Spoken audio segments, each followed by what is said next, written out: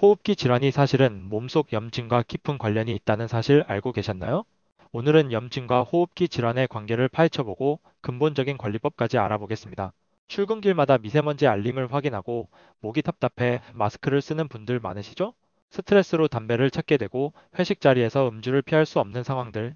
이런 일상 속에서 혹은 단순 감기 후에도 기침이 멈추지 않는 경우가 있습니다. 숨이 차서 운동이 힘들고 회의 중에도 기침을 참아야 할 때 사실 우리 몸은 호흡기가 만성 염증에 노출되어 있다는 신호를 보내고 있는 겁니다. 기관지염은 기관지 안쪽 점막에 염증이 생겨 부어오르고 가래가 많이 생기는 질환이에요. 천식은 기도가 염증으로 좁아져 조금만 자극해도 숨쉬기가 힘들어지는 상태를 말합니다. 그리고 만성 폐쇄성 폐질환은 오랜 흡연이나 오염 노출로 기도와 폐포가 손상되어 공기가 잘 드나들지 못하는 질환인데 이런 환자들은 조금만 걸어도 숨이 차고 계단을 오르기조차 힘들어집니다. 결국 삶의 질이 크게 떨어지죠. 호흡기 염증은 단순히 기침이나 숨참으로 끝나지 않고 우리 몸 전체의 에너지 시스템을 무너뜨린다는 것입니다. 기관지나 폐포에 염증이 생기면 염증으로 인해 기도가 좁아지고 점막이 부어오르면 같은 양의 공기를 들이마시더라도 실제로 폐 깊숙이 도달하는 공기의 양이 줄어듭니다. 또한 폐포 주변에 염증이 있으면 혈액으로의 산소 전달 효율도 떨어집니다. 마치 필터가 막힌 것처럼 산소가 혈액으로 제대로 스며들지 못하는 거죠. 결과적으로 우리 몸의 세포들은 평소보다 적은 산소를 받게 되고 이 문제가 더 심각해지면 산소와 이산화탄소 교환이 원활하지 않게 될 수 있습니다. 세포들이 제대로 기능하지 못하면서 몸 전체가 피곤하고 정신도 또렷하지 않게 됩니다. 여기서 끝이 아닙니다. 염증 반응을 유지하는 것 자체가 엄청난 에너지를 소모합니다. 면역세포들이 활성화되고 염증 물질들을 만들어내고 손상된 조직을 치유하려는 과정 모두가 많은 ATP라는 세포 에너지를 필요로 합니다. 쉽게 말해 몸이 24시간 비상근무 상태에 돌입하는 것과 같습니다. 평소라면 운동이나 일상 활동에 쓰일 에너지가 염증 대응에 집중되는 거죠. 그리고 세포 에너지는 산소가 필요한데 호흡 효율이 떨어지면 미토콘드리아라는 몸속 발전소가 제대로 돌아가지 못합니다. 결국 호흡기 질환은 호흡 효율을 감소시켜 세포 에너지 감소 및 활력을 감소시키고 활력 감소는 다시 호흡기 질환 악화시켜 악순환의 고리를 만들어냅니다. 이 악순환이 지속되면 아침에 일어나도 피곤하고 조금만 움직여도 쉽게 지치고 머리가 무겁고 집중력 저하되고 왜 이렇게 기운이 없지? 하는 만성적인 무기력감을 가지게 되는 것입니다. 이것이 바로 단순한 기침이 아니라 몸 전체 에너지 시스템에 영향을 미치는 중요한 이유입니다. 그래서 근본적인 관리가 중요합니다. 누군가는 결국 호흡기 질환의 원인은 미세먼지나 담배, 음주 때문 아닌가?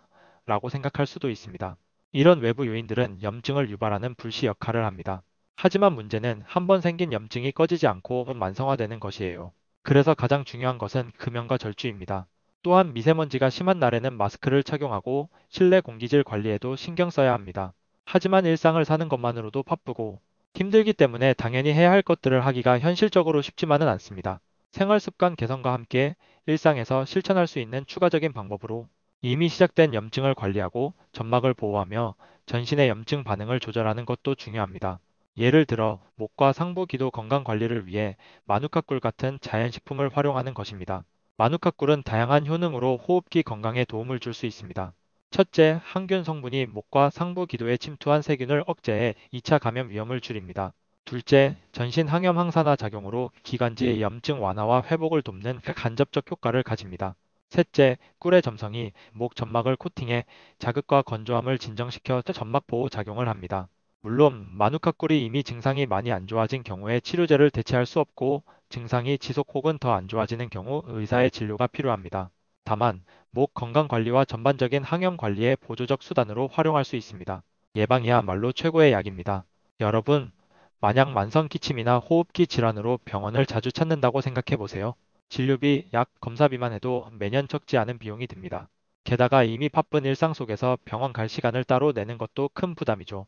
기본적인 생활 습관 개선과 함께 하루 한 스푼, 마누카꿀 같은 작은 습관을 더한다면 목 건강을 지키고 염증 관리에 도움이 될 수 있습니다. 우리의 하루를 바꾸는 가장 간단한 습관, 자신을 위한 작은 실천부터 시작해 보시는 건 어떨까요? 오늘은 염증과 호흡기 질환의 관계를 알아봤습니다.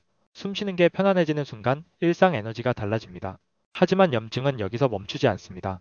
만약 머리가 무겁고 집중이 잘 안 되고 하루 종일 안개 낀 것처럼 멍한 느낌이 든다면 이건 뇌 속 염증이 보내는 또 다른 신호일 수 있습니다. 다음 영상에서는 두통과 브레인 포그 그리고 염증의 관계를 다뤄보겠습니다. 꼭 이어서 보시고 작은 습관부터 내 몸을 지켜가시길 바랍니다. 오늘도 도움이 되셨다면 구독과 좋아요, 알람 설정까지 부탁드립니다.